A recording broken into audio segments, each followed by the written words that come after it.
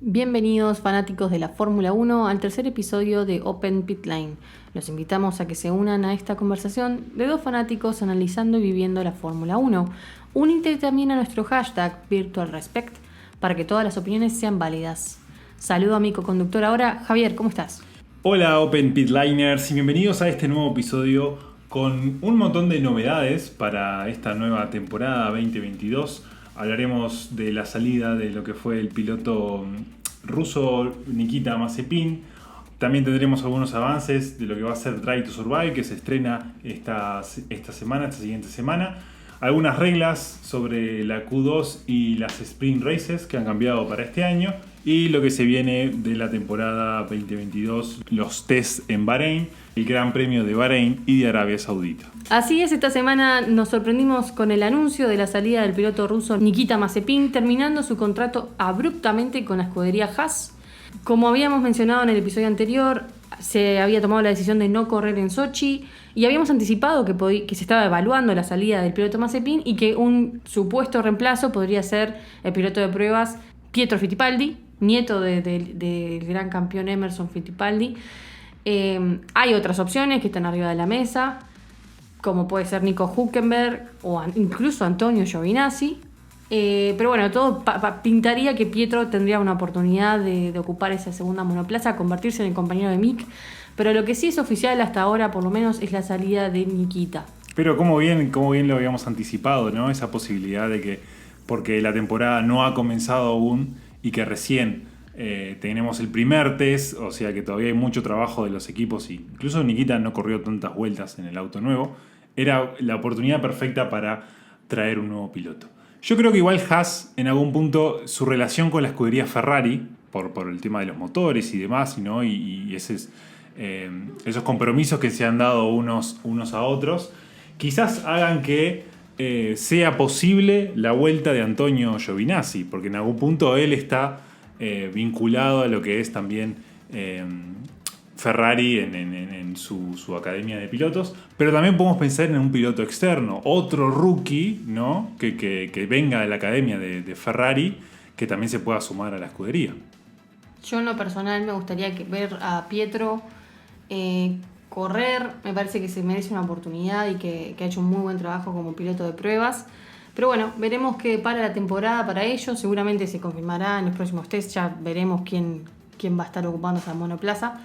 Y bueno, desafortunado el evento porque digo, la decisión es obviamente amparada por los conflictos bélicos, como ya sabemos, pero bueno, uno podría llegar a cuestionar si la salida tendría que haber sido o no mandatoria, ¿no? Sí, también el tema de que el equipo haya removido a la marca, a la principal sponsor de lo que fue la escudería, bueno, da la sensación de que bueno, se querían asumieron una postura, ¿no? Sí, exactamente. Limpiar un poco su imagen y decir no estamos apoyando esto, sino que estamos totalmente en el otro lugar. Y en lo ¿qué te parece Nico Hülkenberg? Yo creo que también hoy es el piloto de pruebas de Aston Martin, entonces no veo el realmente posible de que pueda ocupar esta plaza en Haas. Creo que tiene más potencial en Aston Martin que lo que puedo hacer aquí, pero una plaza en Fórmula 1 es una plaza en Fórmula 1. Lo hemos visto, aparte, calzarse cualquier uniforme y saltar a sustituir a otros pilotos de otras escuderías, incluso en el pasado, digo, él siempre está como a la orden. Yo creo que no lo consideraría, creo que Nico ya tuvo su ciclo, ya cumplió su ciclo, creo que no es el piloto que necesita Haas, más allá de que es experiente y todo. Exacto. Los resultados son medio desafortunados, digamos. No apostaría ahí, de repente ahí apostaría en pilotos más jóvenes que creo merecen la oportunidad. Exacto. Y un poco Haas también lo había anticipado y algunos medios levantaron esto de que habían publicado una foto de Pietro, no sé si recuerdan todos que Grosjean tuvo el accidente en 2020 y es Pietro Fittipaldi quien lo suplanta por una carrera sola en Bahrein junto a Kevin Magnussen, ¿no? Estamos hablando temporada 2020. Y esa foto es la que levanta el equipo diciendo faltan 2 semanas para que comencemos el primer Gran ya Premio en sugiriendo Bahrein. un nombre, ¿no? Me sorprende que se plantee a Nico Hülkenberg primero que, por ejemplo, a Kevin Magnussen. No sé exactamente qué está haciendo Kevin Magnussen ahora, pero hubiera preferido ver ese nombre antes que el de Nico Hülkenberg realmente. De todas maneras, siento que el equipo ya decidió que va a ser Fittipaldi, que lo merece, con ese anticipo que ya dieron, pero bueno, veremos porque nunca se sabe nada hasta último momento en la Fórmula 1. Exactamente. Y tenemos esta semana un lanzamiento muy importante, que es Drive to Survive, la temporada 4 de esta serie que la Fórmula 1 ya ha dicho que ha sido un gran impulso para la popularidad de la Fórmula 1, sobre todo para que los jóvenes empiecen a conocer todas las historias y todos los pequeños detalles que tiene la Fórmula 1 que a veces la gente que no lo mira o que no lo ha visto el deporte no lo conoce, ¿no? El tema de motores, el tema de los pilotos, los asientos y demás, que los que ya venimos mirando Fórmula 1 hace un tiempo lo tenemos como muy, muy aceitado, ¿no? Y hay un medio que, de todos los medios oficiales de la Fórmula 1, algunos medios que tienen acceso como a una premiere de lo que son los episodios, le dan acceso a una cantidad de episodios, y hay un medio que ha hecho, el medio WTF1, ha hecho una especie de resumen cortito de qué vamos a encontrarnos en cada episodio, y eso es lo que queremos compartir un poco con ustedes hoy.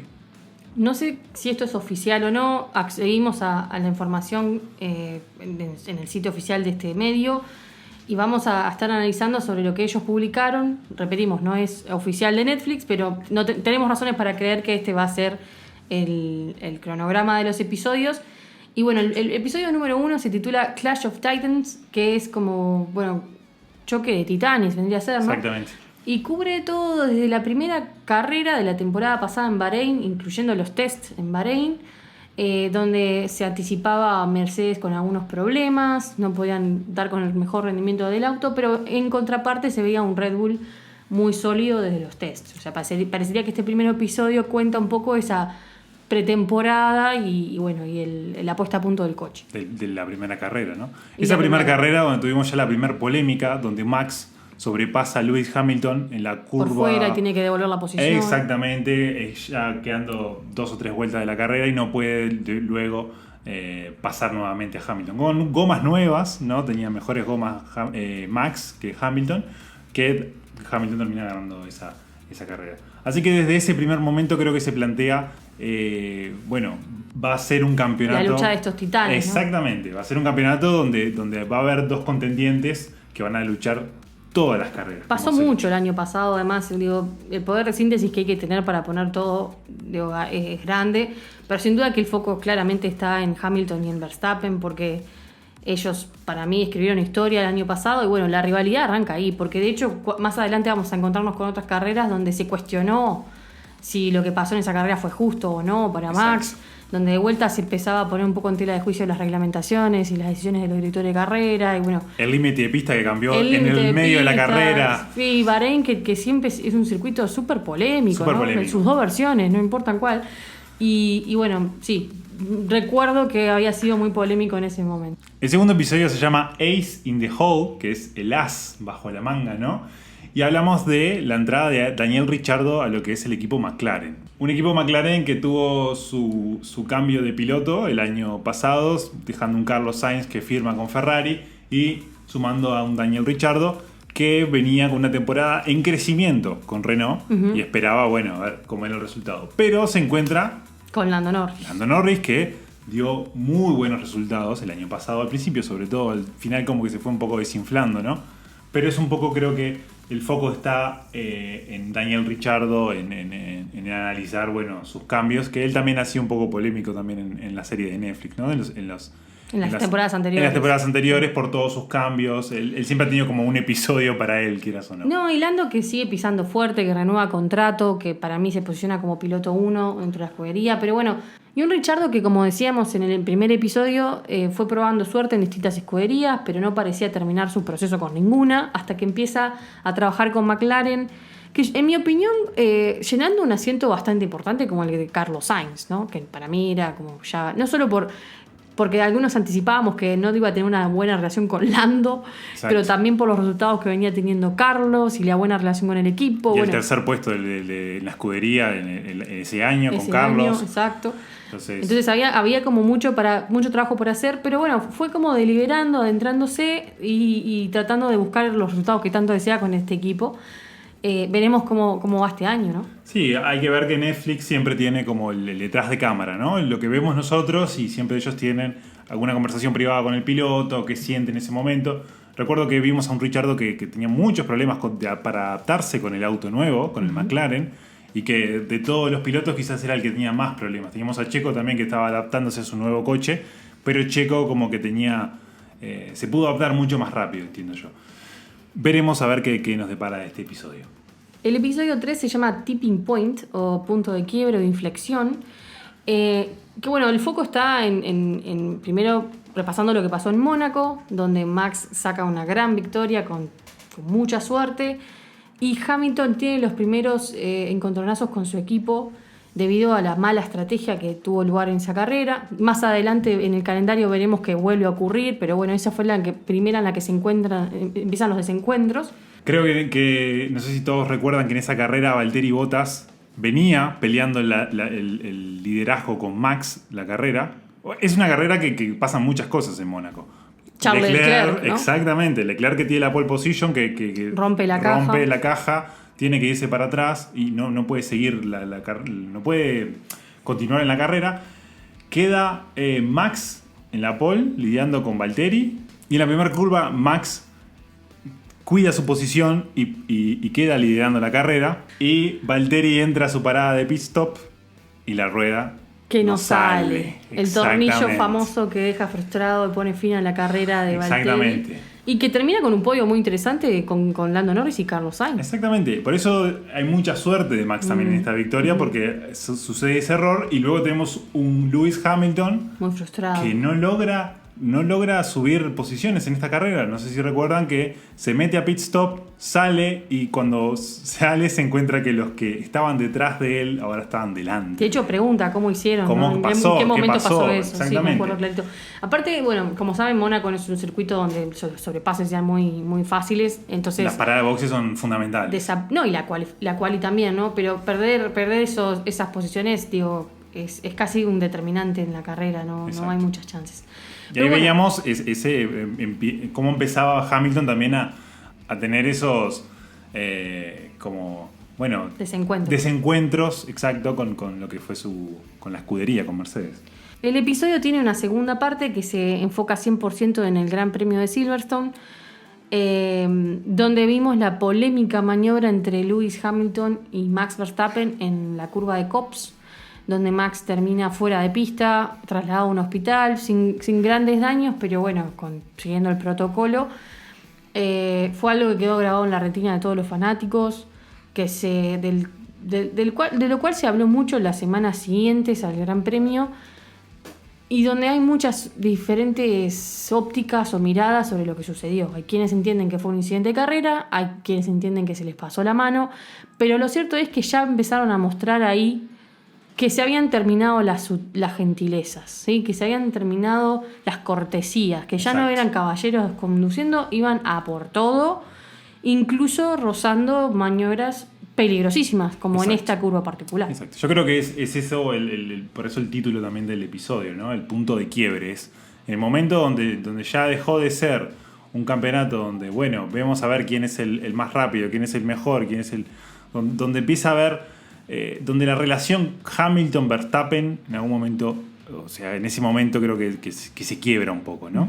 O sea, porque Hamilton, no sé si recuerdan, festeja mucho mientras ese que Gran Premio, y Max estaba en el hospital. luego de la carrera, luego que sale del hospital, pone un mensaje en Instagram diciendo que no podía creer que Hamilton y Mercedes festejaran como si hubiesen ganado un campeonato cuando él sigue en el hospital. Recuerdo también que no pregunta por radio cómo estaba Max. Y a mí eso me sorprendió porque entiendo que es el Gran Premio de su casa, su público por excelencia. Él es favorito ahí, todos lo sabemos, y que merecían los festejos, obviamente, pero pero no había respeto, no hubo un respeto por la situación. Y creo que ahí fue donde él le resta importancia, como que él asuma, bueno, fue un incidente de carrera, ¿no? Exacto. Ya está, no pasó a mayores. Y sin embargo, es una de las curvas más peligrosas del circuito de Silverstone, entre otros.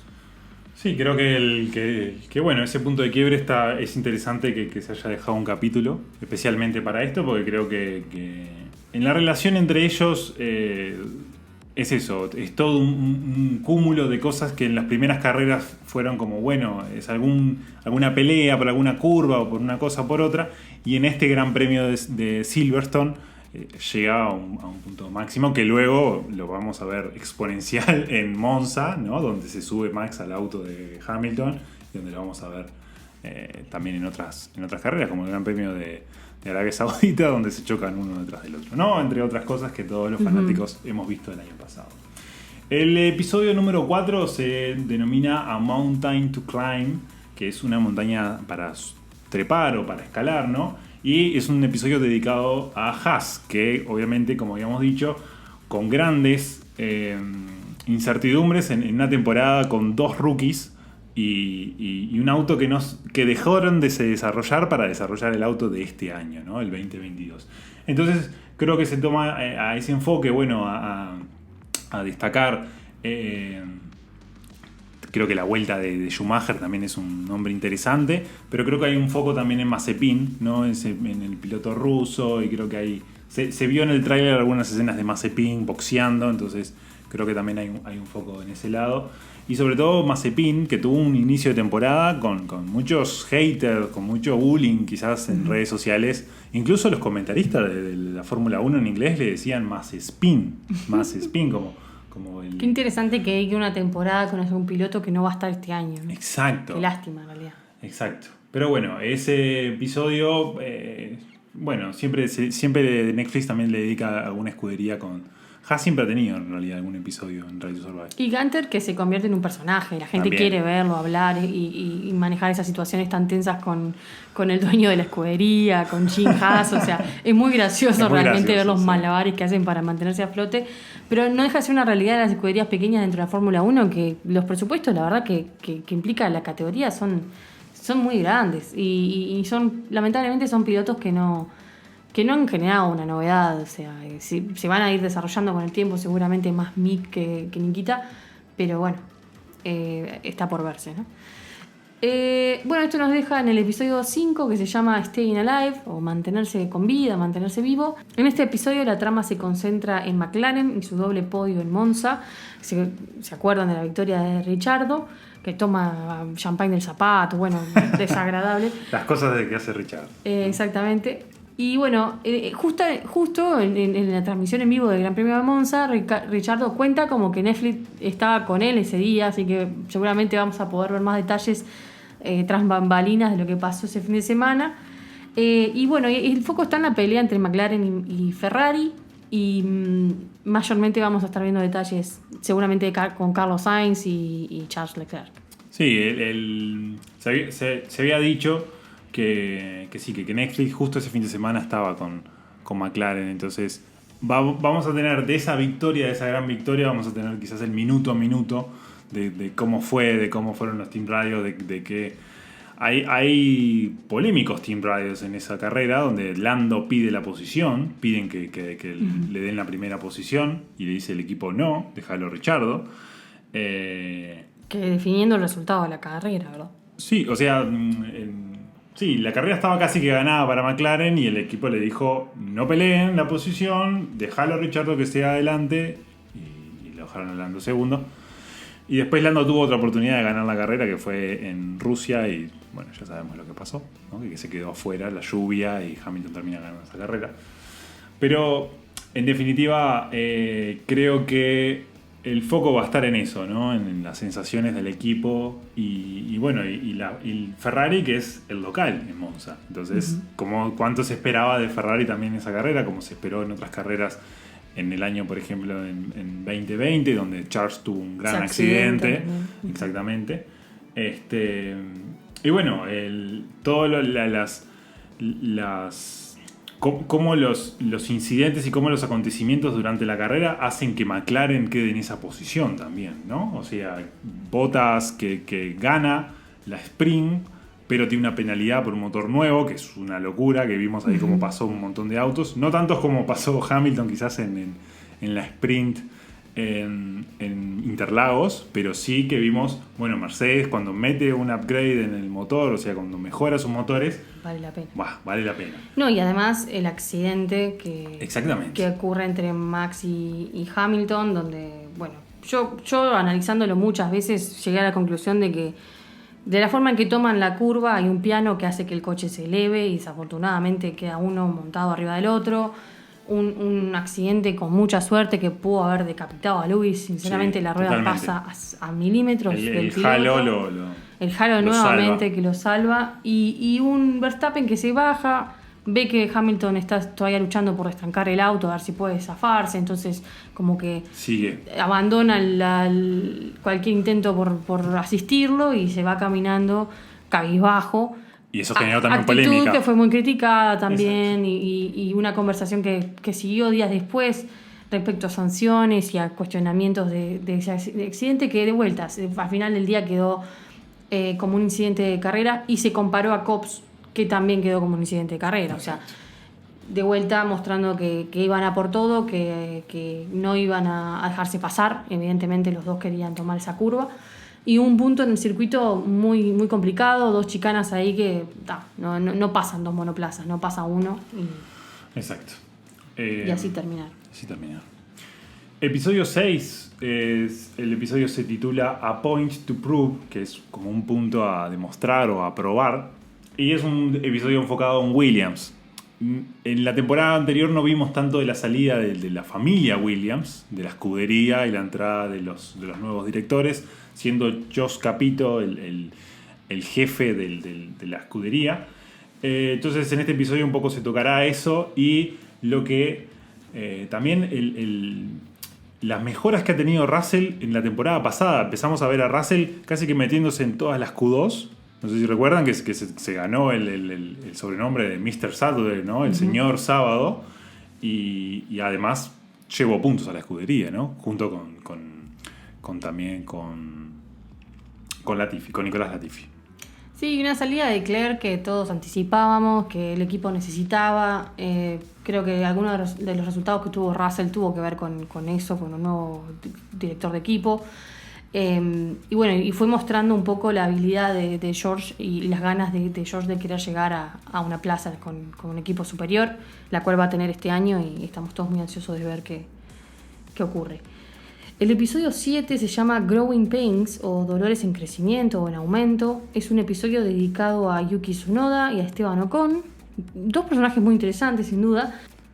A Yuki se le va a hacer un seguimiento, digamos, de su primera temporada, un equipo que espera mucho de él. Y en cuanto a Esteban Ocon, se cubre absolutamente todo sobre su primera victoria en Hungría, en el circuito del Hungaroring. Sí, creo que el enfoque en Yuki Tsunoda tiene que ver con que él llega siendo también una promesa para lo que es la escuela de Red Bull, ¿no? Que tiene a Alfa Tauri y a Red Bull como sus escuderías en Fórmula 1.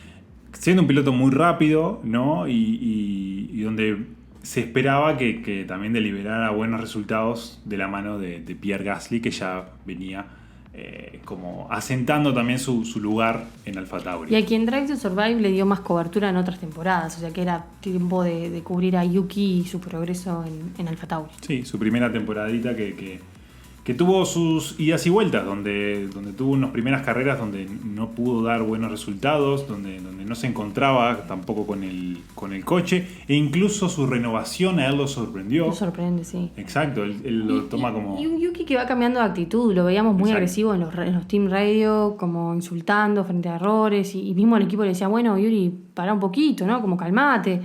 Y creo que es un tema de madurez también, es un piloto muy joven que... Me parece que la Fórmula 1 le supuso un desafío quizás demasiado grande Y hoy vemos un Yuki un poco más asentado, alguien como quizás siguiendo los pasos de Pierre, ¿no? Exacto. Y por otro lado tenemos a Esteban Ocon, que seguramente veamos su evolución de lo que fue, estar ahora de la mano de Fernando Alonso. De Fernando Alonso, de eso, los cambios de nombre del equipo y él cómo se mantiene. Y esa victoria que de la nada lidera una buena carrera. Él tenía que hacer su trabajo, que era liderar esa carrera, defenderse de Sebastian Vettel, y lo hizo de muy buena manera y el equipo consigue la victoria. Y además, no sé si recuerdan, la gran defensa de Alonso contra Hamilton, que venía bajando 3 segundos de lo que venía siendo el tiempo de Esteban Ocon por vuelta, y Alonso defiende, como defendió también Checo Pérez también en esa última vuelta. En otros circuitos, Yuki también hizo el suyo, ¿no? Trató de frenarlo lo más posible y consiguió muy buenos resultados. Así que ese séptimo episodio veremos un poco de esos dos personajes importantísimos también en esta nueva temporada de la Fórmula 1.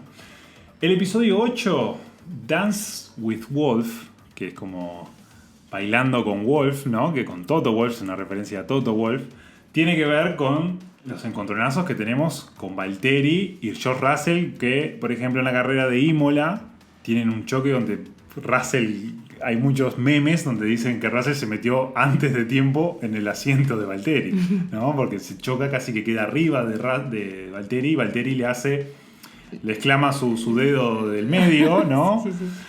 Se niega a recibir asistencia. Exacto. Y Russell como que se va como, bueno, Valtteri, una cosa de carrera.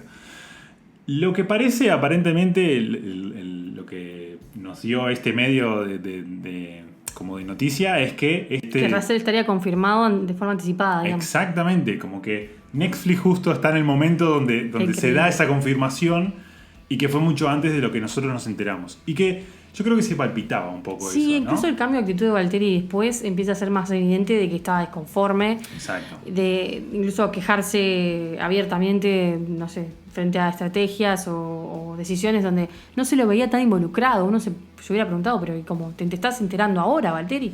Y parecía como eso, como que estaba quedando un poco por fuera de las decisiones del equipo. Y por otro lado, Russell, que es muy emotivo en algunos gran premios, llorando porque se habían conseguido buenos puntos, ¿no? O sea, como que sí, veíamos los dos con actitudes distintas, ¿no? En algún momento, como en la mitad de la temporada, y creo que lo que se va a develar en este capítulo es que, bueno, esta noticia ya estaba desde antes, y no es que nos enteramos ya terminando o más cerca del final de la temporada de esta nueva incorporación a Mercedes. Y bueno, y sabemos que hay 2 episodios más, el 9 y el 10, pero no tenemos adelanto de estos.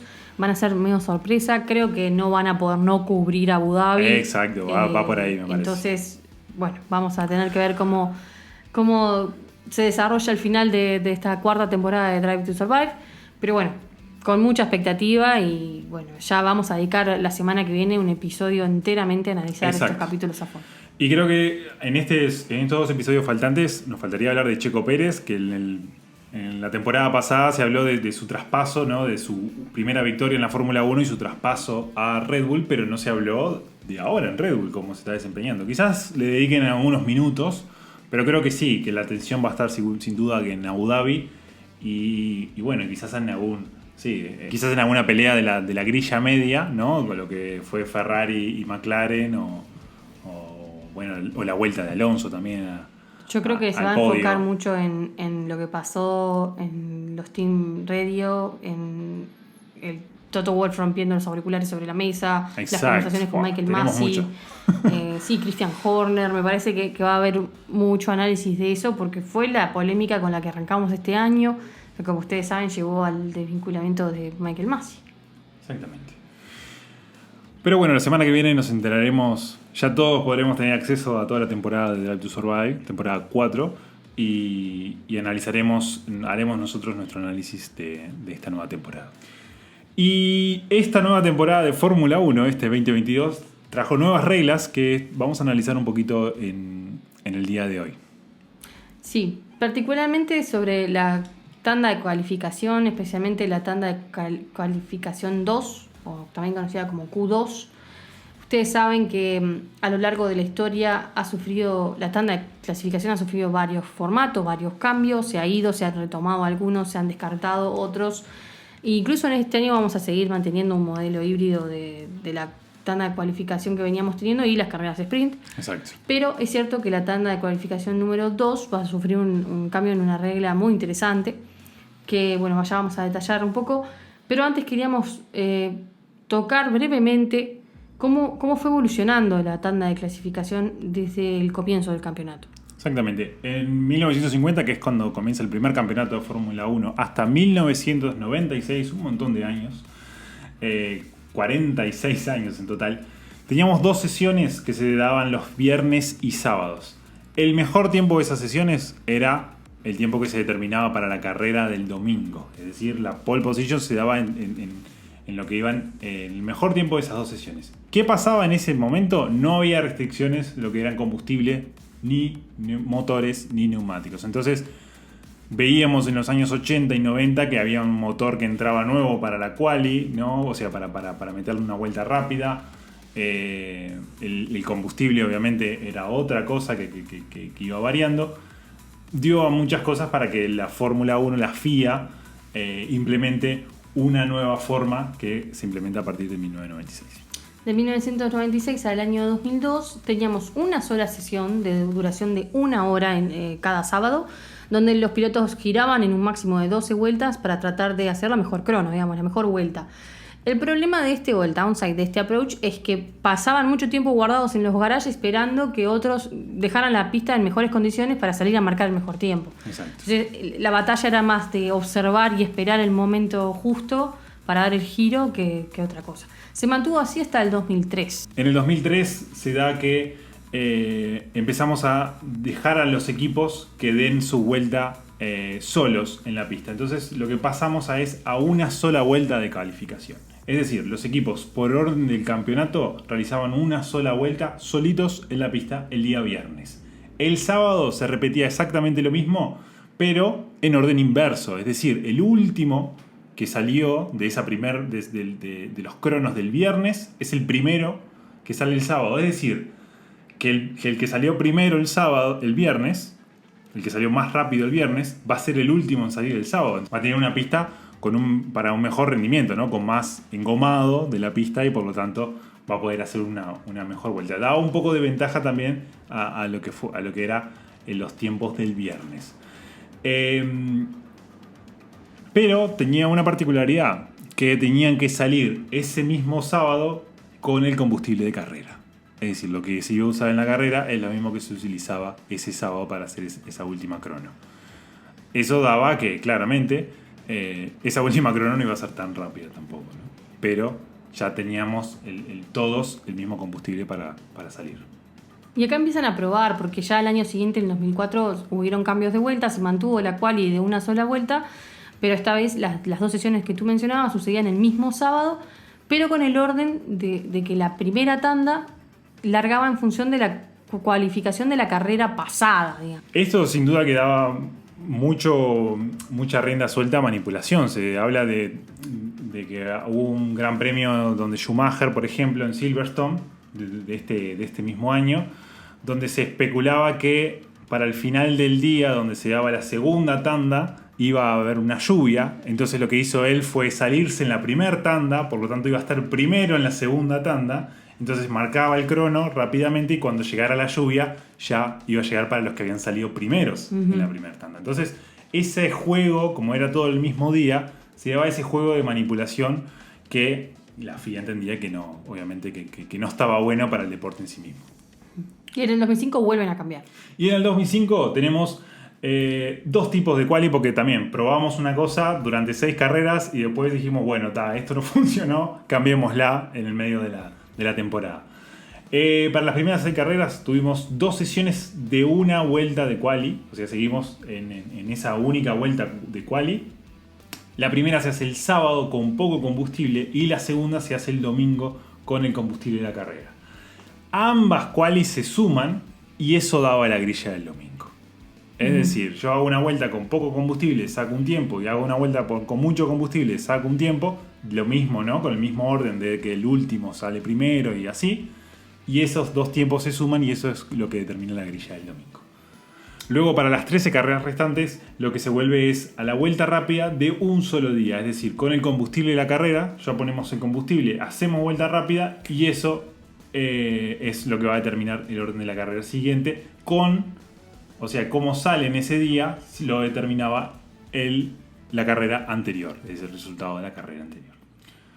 Nuevamente para el año, digamos, la temporada 2006-2007 se vuelve a varias vueltas para definirla más rápida, como tenemos ahora, el sistema que tenemos ahora, pero se iba haciendo como un juego de la silla, ¿no? Se iba eliminando a los pilotos en 3 sesiones, Q1, Q2 y Q3, hasta llegar a los 10 primeros pilotos. Pero quienes llegaban hasta Q3 tenían que correr con el combustible que iban a utilizar en la carrera, y existía esto de un sistema de créditos de combustible que hacía que los pilotos que llegaban a Q3 dieran muchas más vueltas solamente para gastar este combustible, luego utilizar estos créditos para pedir más para el domingo. Exacto. También, un sistema extraño, esto de los créditos de combustible. nadie lo terminaba de entender. Y bueno, obviamente llevó a otra iteración, ¿no? En 2008 ya arrancamos con otra iteración. 2008-2009 cambiaron de vuelta el sistema para que los equipos justamente no pudieran agregar el combustible luego de la Q3, eliminando esa quema de combustible que te traía el sistema anterior. Pero esta última parte de la quali, ahora los equipos tenían que guardar el combustible. Es decir, que como no se reponía el combustible, yo me quedo con el mismo combustible que hago en la quali para luego la carrera. Entonces, claro, teníamos los autos cargados de combustible pesados para verlos en la quali, donde queremos verlos justamente corriendo al máximo, volando, ¿no? Que esto es lo que no permitía este sistema que estuvo entre 2008 y 2009. Y en el 2010, ahora sí una tanda un poco más larga hasta el 2021, se pasó al sistema que tenemos actualmente. Este es el que quizás fue más estable, ¿no? Exacto. Bueno, con la posibilidad de girar con poco combustible y luego recargar para la carrera. En el 2014 se suma que los neumáticos utilizados en la tanda 2 serían los que el piloto tiene que usar en la largada de la carrera. Que esta es la regla un poco que vamos a analizar ahora, se puso en tela de juicio. Exacto. Y bueno, obviamente en las últimas temporadas se introducen las carreras sprint o la quali race. Que tiene otro sistema, ¿no? Tiene otro sistema. Donde la clasificación, los neumáticos ahí no importan. En definitiva, lo que hacemos en la clasificación en Q2 para luego correr la sprint, todos los equipos en realidad corren toda la quali, Q1, Q2 y Q3 con neumáticos rojos, porque son los que se permiten, porque después en la sprint pueden cambiar de ruedas, luego en la carrera también pueden cambiar de ruedas. Y es un poco eso lo que trae también para este año la FIA y Pirelli también, que trae estos nuevos neumáticos. Ahora la regla para la tanda 2 consiste en que aquellos que lleguen a Q3 no necesariamente tienen que usar las ruedas con las que marcaron el mejor tiempo en Q2. Entonces es como lo que pasa en las sprint races, ¿no? Y bueno, y esto deja la pregunta abierta de si vamos a ver más o menos estrategias o no, si esto va a generar mayor competencia entre ellos, si hay que poner o sea, si esto realmente era un condicionante o no, eso también se plantea. Y bueno, y Pirelli, que trae compuestos que apuntan a mayor durabilidad, son más anchos, eran de 13 pulgadas, ahora son de 18 pulgadas, son neumáticos grandes, realmente se ven a la vista, son mucho más grandes que los anteriores. Y de vuelta, esto afecta la estrategia, lo habíamos hablado en las episodios anteriores, esto de poder administrar los neumáticos ya parece no ser tan relevante y ya no tiene tanto peso a nivel de la tanda de clasificación. Exacto, pero esto, lo que veremos, y yo creo que toda la temporada va a ser como un experimento en ese sentido, es, bueno, esto es mejor o no para la competencia, ¿no? Es decir, que los neumáticos ahora no sean los mismos que en la Q2 hace que haya equipos que salgan con duras en la primera posición. Claro. O haya equipos que igualmente vayan con las blandas o vayan con las medias. Es decir, nos dejan mejor competencia, menos competencia. Las ruedas ahora duran más, es decir, puedo ir con unas blandas hasta se empareja el un poco, final, ¿no? Porque el hecho de que se quite la norma, los neumáticos parezcan ser más parejos, o exacto, en materia de durabilidad es lo que se espera, parecería que no pasa por el neumático, ¿no? Y bueno, como habíamos analizado en el episodio pasado, los nuevos monoplazas tienen sus puntos de comparación y de competencia, obviamente. Entonces veremos si de repente este año la batalla es por la carga aerodinámica en lugar de por neumáticos. Antes era, creo que en la quali se jugaba mucho también el piloto que ponía medias cuando todos iban con blandas, ¿no? Y un poco se emparejaba también las diferencias entre los autos en justamente eso. Los líderes iban con medias y a veces los que estaban atrás de la parrilla iban con las blandas solamente para meterse en la Q1, en la Q3, perdón. Y en ese sentido ahora todos van a ir con blandas. Entonces... Exacto. Lo que sí vemos es que la Fórmula 1, y lo vimos desde el comienzo del campeonato hasta ahora, intenta aprender de los errores, como siempre decimos, revisar los reglamentos, volver unos pasos atrás, siempre en pro de favorecer al deporte, de aumentar la competencia entre los pilotos, de que no sean siempre los mismos los que lideren las tandas, de generar mayor competitividad, en definitiva, para que se disfrute más el campeonato, que sea más diverso, que es lo que todos queremos. La Fórmula 1 tiene esas tandas donde siempre pasa que alguna escudería muy fuerte, algún piloto muy fuerte lidera consistentemente y bueno, lo lindo es ver cuando las cosas se emparejan y de repente pasa más por el piloto, por la habilidad del piloto, o bueno, en este caso por la batalla tecnológica que ya discutimos también. Pero bueno, lo cierto es que hoy en este momento los neumáticos pasarían a no ser ya tan determinantes como antes. Veremos si esto es una buena iteración, si valió la pena o no y qué aprendizaje nos deja este año este tipo de quali, ¿no? Y este año que continúa con el formato de Sprint Race que se impuso y se probó también, quizás un poco el año pasado, que era algo que ya se estaba haciendo en la Fórmula 2, pero que Fórmula 1 nunca había tenido este nuevo formato de carreras, de fin de semana mejor dicho, ¿no? Y para este año se confirmaron 3 Sprint Race, se esperaba que fueran 6, incluyendo Bahrein, Canadá y Holanda, pero de momento la FIA y la organización de la Fórmula 1 ha confirmado 3 carreras. ¿Qué va a ser?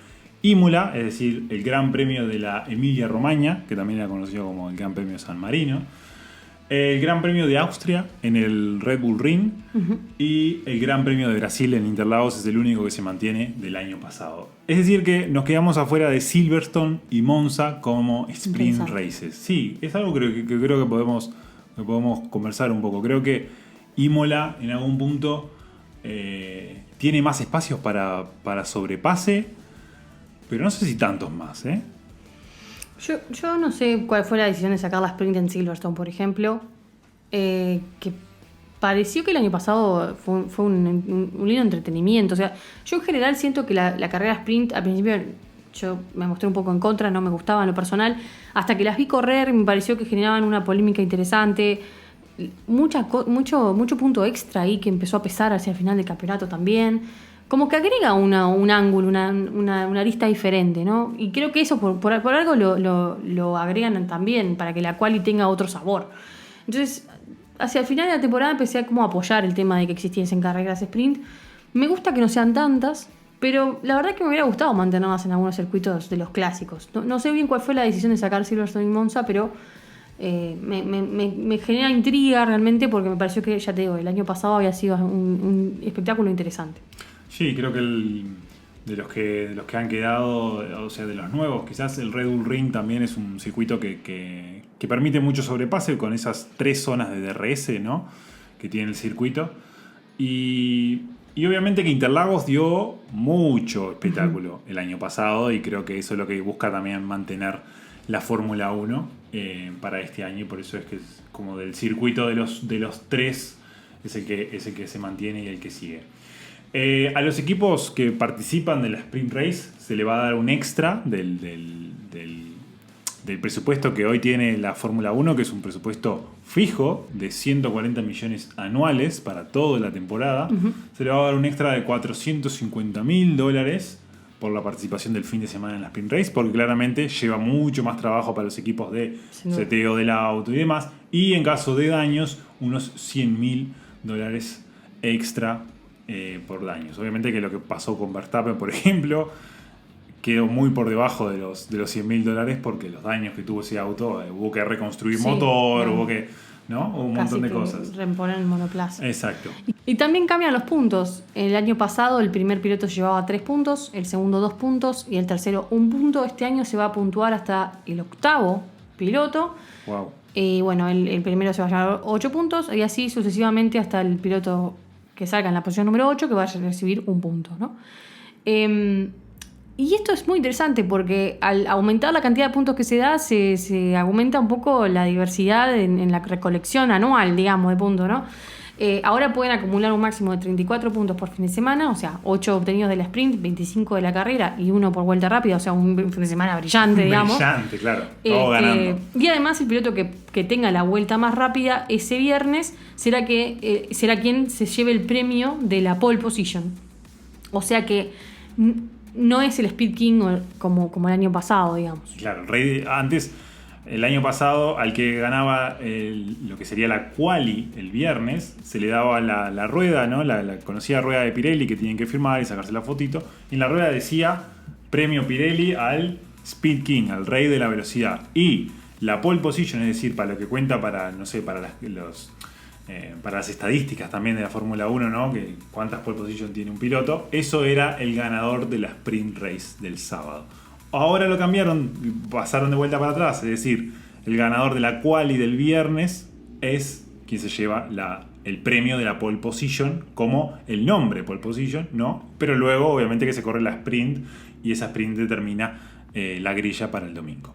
Uh-huh. Creo que también es interesante ver que quizás hayan más escuderías que arriesguen más ahora que hay más repartija de puntos. De puntos, ¿no? sí. Exacto, antes eran los 3 primeros. Sabías que era Red Bull, Mercedes, seguramente se iban a llevar los 3 primeros puntos. Quizás alguna otra escudería podía pelear, pero ahora... Pero aparte de la octava posición, séptima posición, ya es mitad de parrilla. O sea, estamos hablando de escuderías que de repente, a veces que no llegaban ni a puntuar en un fin de semana. Entonces, de repente haciendo una buena sprint race, consiguen algún puntito más que en una quali normal capaz que no obtendrían. ¿Quién sabe? Bueno, veremos cómo funciona la sprint race. Sin duda que están como agregando elementos para volverlas un poquito más entretenidas, más polémicas también, para que aumente la competencia entre las escuderías. Yo siento que ese es el espíritu de todo esto. Y bueno, veremos que también funcionan. Lo que nos espera las próximas semanas, básicamente, como ya hablamos, es el estreno de Drive to Survive. Analizamos esto hace unos minutos. Pero lo que sí también se viene son los tests en Bahrein, que los estamos esperando todos porque estos sí van a ser televisados, así que vamos a poder seguir la transmisión. Exacto, son los tests oficiales y es un poco lo que quería Bahrein, ¿no? Que ellos sean los tests oficiales. Barcelona era como, bueno, le damos un espacio más de test a los equipos para que prueben estos nuevos autos, porque nuevamente aerodinámica nueva, vimos problemas como el bouncing, el pouncing, ¿no? Si que tuvieron los equipos. Y claramente ahora vamos a tener toda la cobertura de la Fórmula 1 como siempre se ha tenido en lo que son los tests, porque Bahrein justamente quería que toda la atención fuese a esto. Pero igualmente los test pasados en Barcelona ya son un todos clásico. Los medios estuvieron cubriendo casi que con toda la información. Tuvimos muchísima información de esos test. Pero ahora, bueno, todo en tiempo real y pensando que el siguiente fin de semana vamos a tener el Gran Premio de Bahrein. Entonces, mismo circuito, con la misma carrera, ¿no? Es como una entrada en calor, ¿no? Exacto. Yo creo que ya lo que vamos a ver en puede los llegar tests a ser determinante. puede ser lo que vamos a ver el resultado de la primera carrera. Y para el siguiente fin de semana, nueva carrera también. Arabia Saudita, así es. Y este circuito que ya ha sufrido algunas modificaciones respecto a lo que vimos la temporada pasada, porque como ustedes saben, se terminó como medio ahí a las apuradas, a contrarreloj. Si bien para mí fue una sorpresa y dio un gran premio también polémico y súper interesante, me sorprende verlo tan temprano en el calendario. Para mí es una carrera de esas que se merece esperar hacia el final del año, pero bueno, veremos que también funciona y veremos qué pasa este año, ¿no? Y si Verstappen logra dar esa vuelta que no pudo ser. Exacto. Esa vuelta rápida que no pudo ser la temporada pasada. Sí, creo que este nuevo circuito sí dio mucho que hablar el año pasado, sin duda. Hubo muchas conversaciones que se dieron en el circuito y post circuito, ¿no? O sea, todo lo que hablamos, ¿no? Del choque de Verstappen que espera por Hamilton que no lo pasa, que el equipo que no le... Todo este embrollo que hubo, Toto Wolff rompiendo los auriculares y demás, que, sea de paso, la marca que auspiciaba los auriculares ya no es más parte de Mercedes, así que creo que no le gustó salió mucho. Muy caro esa a Toto ruptura. Wolff romper los auriculares. No, yo creo que fue un gran premio muy polémico que llegó sobre el final de la temporada ya con una fatiga. Entonces lo que vimos de Toto Wolff fue eso, una fatiga, una presión por la... Mucha tensión. Sí, tensión, presión por una definición ahí que fue dudosa y que ya iba marcando el punto a punto, ¿no? Porque realmente llegan a la última carrera empatadísimos. Sí, puntos iguales y ya prometiendo un final de temporada de esos históricos como el que vimos. Electrizantes, exactamente. Bueno, esperemos ver algunos cambios de cara a los test de Bahrein y que estos cambios sean para bien. Esperemos verlos más preparados, más enteros, sin tantas red flags. Y sin duda que nos dejará un sabor de boca para lo que se viene en las temporadas, ¿verdad? En la temporada, ¿verdad? Porque estamos muy cerca. No queda tanto tiempo para cambiar o para hacer correcciones después de estos tests. Exacto. Y con los equipos que han traído nuevos pilotos y no han confirmado todavía esos pilotos, ¿no? Como es en el caso de Haas, y equipos que han tenido muchos problemas también en los test de Barcelona, como es el caso de Alfa Romeo o Aston Martin. Así que sí, o incluso Alpine, ¿no? Con ese último día de Alonso. Así que sí, mucha expectativa de ver cuál va a ser ese resultado de estos tests, así que vamos a estar muy atentos y también vamos a dar nuestra cobertura y nuestras opiniones sobre lo que fueron esos resultados. Así que, sin más amigos, los esperamos el próximo episodio de Open Pit Lane. Será un placer. Muchas gracias. Chau.